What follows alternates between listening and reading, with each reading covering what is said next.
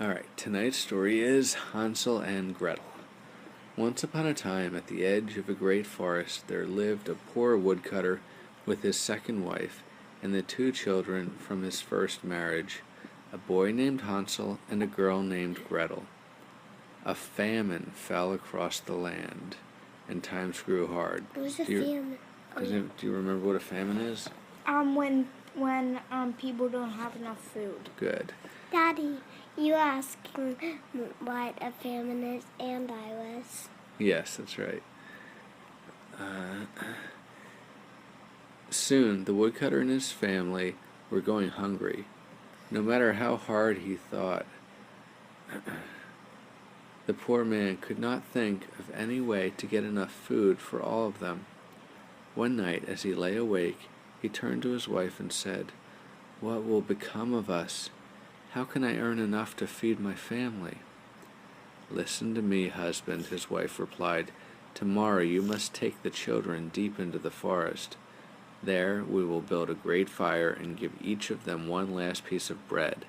Then we will go about our work and leave them behind." Who was a woodcutter? The father. "They will never find their way home, and we will be rid of them forever." "I cannot do that," the husband cried. "How could I abandon my own dear children in the forest? The wild beasts will surely find them and tear them to pieces." "As you wish," his wife answered, "but if you don't do it, all four of us will surely die of hunger. And she gave him no peace until at last he said, "Very well, I'll do as you wish. But all the same, I pity my poor children." I feel sad about it. Hansel and Gretel, who had been kept awake by their hunger, heard their stepmother's words. Gretel began to cry bitterly. "Don't worry, Gretel," her brother told her. "I will think of a way to save us." As soon as their parents had gone to sleep, Hansel slipped from his bed, put on his jacket, and stole outside. He went outside. The moon was shining brightly on the pebbles in front of the house. They gleamed like silver pennies. Hansel bent down and filled his pockets with them. Then he tiptoed back inside. "Don't worry, dear Gretel," he whispered. "Everything will be all right." Then he crept into bed and fell fast asleep. Early the next morning, before the sun had risen, the stepmother came in to wake the two children. "Get up, you lazy bones. We have work to do," she said. "Today we must go into the forest and gather wood." She gave each of them a small piece of bread, saying, "Here is your lunch, but don't eat it all at once, for that's all you'll get today." Gretel put Hansel's piece under her apron, for his pockets were full of pebbles. Then they all set out into the forest. Yes? What is an apron? Apron. It's like the thing people wear sometimes when they're cooking so that stuff doesn't splatter onto their clothes. Okay. After they had gone a little way, Hansel turned around and looked back at the house. Then he stopped and did so again and again. "Hurry up," their father called to him. "Why are you dragging behind?" "Oh, father, I'm just looking at my little white kitten who is sitting on the roof and telling me goodbye," Hansel replied. "Don't be stupid," his stepmother scolded him. "That isn't your kitten. That's only the morning sun shining on the rooftop." But Hansel wasn't really looking at his kitten. Each time he turned, he took a pebble from his pocket and dropped it on the path. When they were deep in the forest, their father stopped and said, "Now gather wood, children, for I am going to make a big fire to keep you warm." Hansel and Gretel gathered a big pile of twigs and branches. Soon an enormous fire was blazing. "Lie down beside the fire and rest, children," their stepmother told them. "We are going into the forest to chop more wood. When we're done, we'll come back and fetch you." So Hansel and Gretel sat beside the fire, ate their last piece of bread. I would say I'm gonna come. No way. But no matter what you say. Yeah, well, you would know a lot. They were not afraid. If I hold it. Yeah, if you heard that. They were not afraid because they thought they heard their father's axe in the distance. But it was really only a dead tree limb knocking against a tree trunk in the wind. After a time, their eyelids became heavy, and before long they were fast asleep. When they woke up, it was night, and the sky was pitch black. Gretel began to cry. "We will never get out of the forest now," she sobbed. Hansel comforted her. "Wait until the moon rises," he said. "Then you'll see how we can get home." When the moon rose, Hansel took his sister's hand. Then they followed the shiny, silvery pebbles on the path all the way home. They arrived there at daybreak and knocked on the door. When their stepmother answered, she cried, "You bad children, why did you sleep so long in the forest? We thought you'd never come home." But their father was happy to see them, for in his heart he had not wanted to leave them alone in the great forest. But before long, the woodcutter's cupboards were empty again, and everyone was hungry. "We can't go on like this," his wife said one night. "We must get rid of the children. This time we must take them so deep into the forest they'll never find their way home." The woodcutter argued, "I would rather share my last bit of bread with my children than leave them in the forest," he said. But his wife nagged him so much that at last he agreed. I would never. "No, I'd give you guys my last piece of bread. Take none." Hansel and Gretel overheard their stepmother's words. After his parents were asleep, Hansel tried to slip outside to gather more pebbles. But this time his stepmother had locked the door. Still, he tried to comfort his sister. "Don't cry, Gretel," he said. "Somehow Daddy, we will find our way home." From the inside, you're supposed to lock the door. Daddy. Yeah, that is true. I know. Their stepmother woke them early the next morning, giving them each a piece of bread that was even smaller than what they had had the last You should time. be able to unlock it. She told them they must go into the forest. Daddy, I would, and then I would just, after she gave me the piece of bread, I'll slip out, grab the pebbles, put them in my pocket, fast as I could. Yeah, that might work. Hansel crumbled the bread in his pocket and turned back again and again to scatter the crumbs on the ground. "Come on," his father called to him. "What are you doing back there?"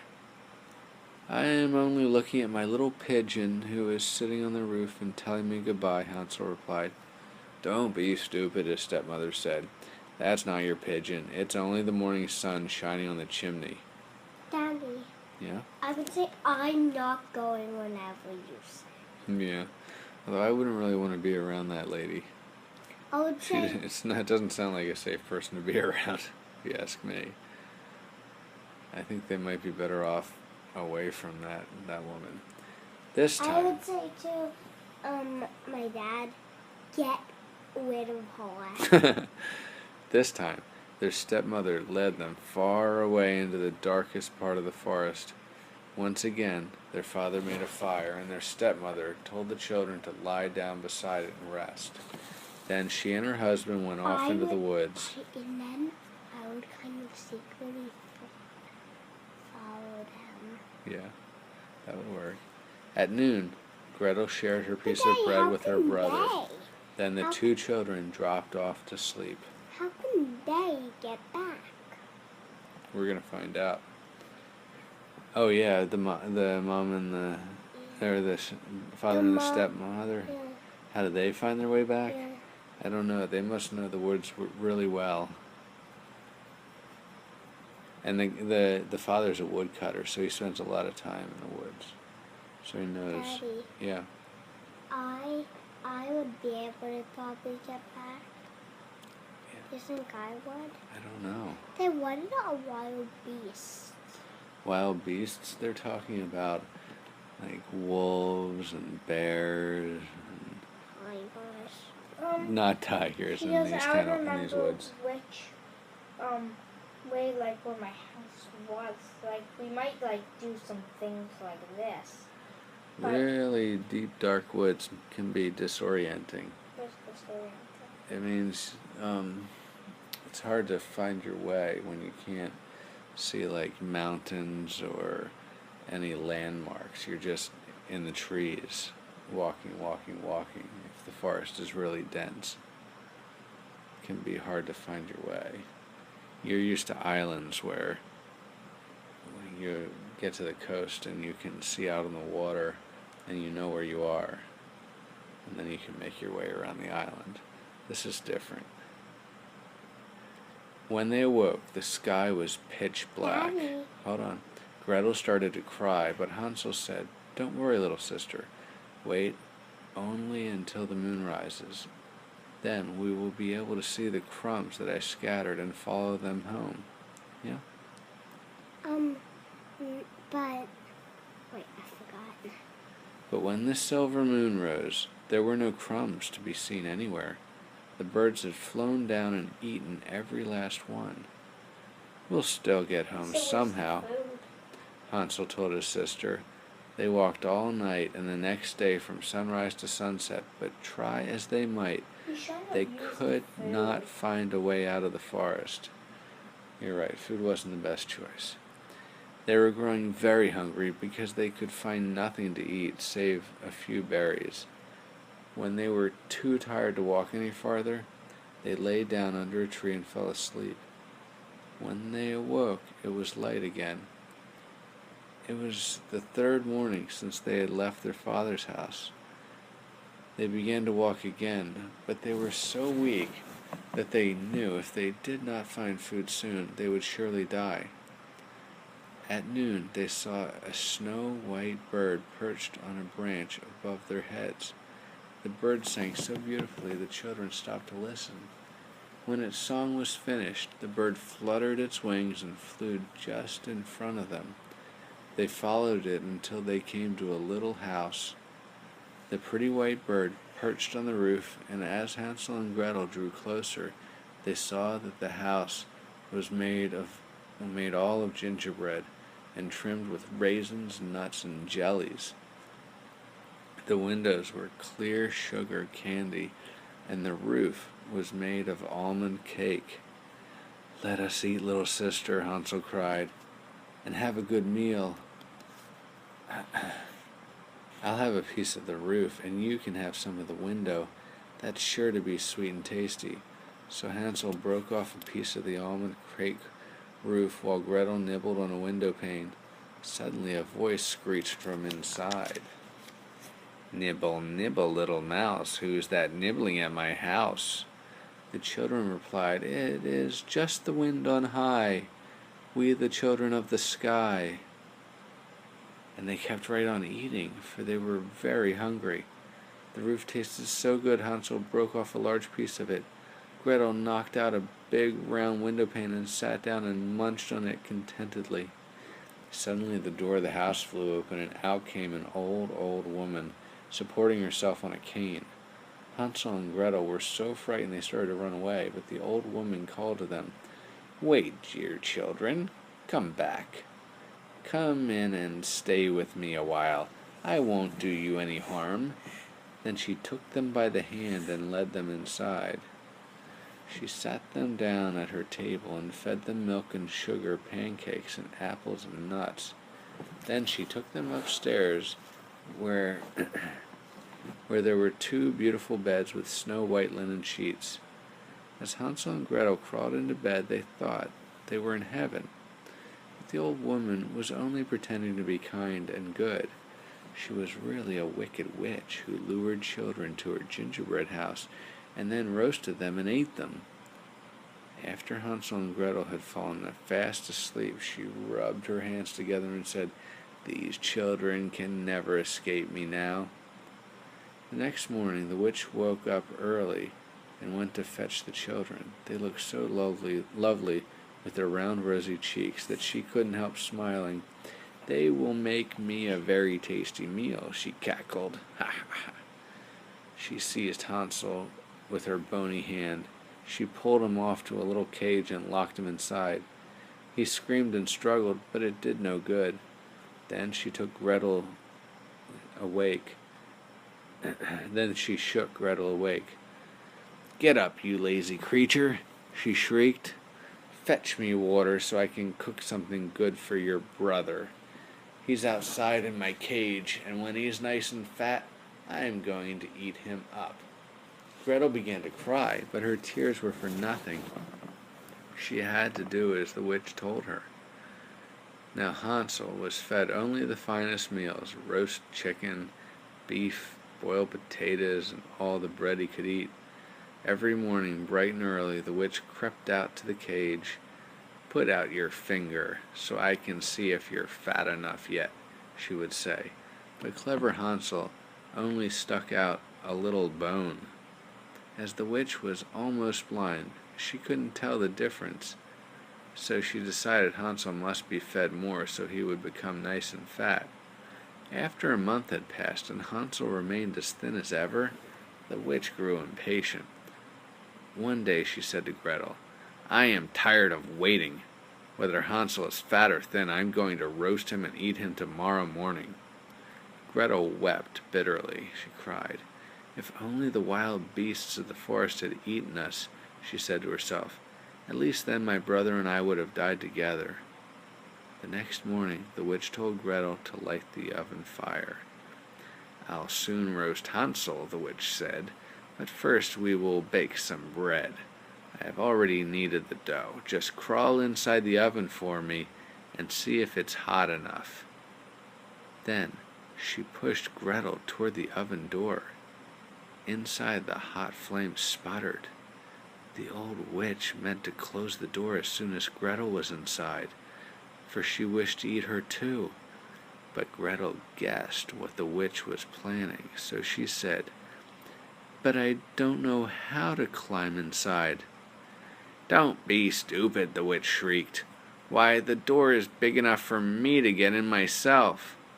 She stuck her head in the oven, and as she did so, Gretel quickly shoved her inside. Then she slammed the iron door and bolted it shut. The witch screamed horribly, but Gretel didn't open the door until the witch was dead. Then Gretel ran outside to Hansel and unlocked his cage. "Oh, brother," she cried, throwing her arms around him, "the wicked witch is dead, and we are saved." Hansel flew from his prison like a bird set free from its cage. Then, as there was nothing to be afraid of any more, the two children went hand in hand into the witch's house. There they found chests of pearls and diamonds and other precious jewels. Hansel filled his pockets with them. "These are better than pebbles," he told Gretel, and so she, too, filled her apron with them. "Now we must find our way home," And no pockets. Hansel said, "and leave this great forest." They should take a wheelbarrow and just Right. take all of it. Take the chest. Take some of the house in case they can't find their way back. Maybe hang out at the house for a while. Yeah. Sounds like a pretty nice place. Yeah. The two children walked and walked all day. At last, the forest began to look familiar. Then the children glimpsed their father's cottage in the distance. They started to run. They ran all the way to the door and rushed inside. There, they found their father sitting by the fire, and they flung their arms around him and held him as if they would never let go. The woodcutter had not had a happy moment since he had abandoned his children in the deep, dark forest. His wife had since died as well. Good, that's good. The poor man wept with joy when he saw that Hansel and Gretel had come back to him. Then Gretel emptied her apron with jewels. Hansel also emptied his pockets so that pearls, diamonds, sapphires, and rubies skittered all over the room. Wherever they looked, jewels gleamed and glittered. Now they were Daddy, rich. I would just take the whole house and try to carry a house. Well, I definitely spent some time eating before I left the house. I'm just trying to eat the whole house. Now they were rich and all their troubles were over. They all lived happily ever after. Hey, Daddy, do you think Santa can make something so giant? No, because his sleigh is only so big, right? Yeah. So he can't make something too big that doesn't fit. But then remember, Kai was able to get a fireboat. Collapsible fireboat, right? He probably built it there. Right. He probably found something on the way, like cardboard. Yep. On close there. Yep. And then encoded in his and put on one of his reindeer, and then went pressed a button and was out there, and like had some of his Worked his magic. Yeah, and turned into a fire. Daddy, he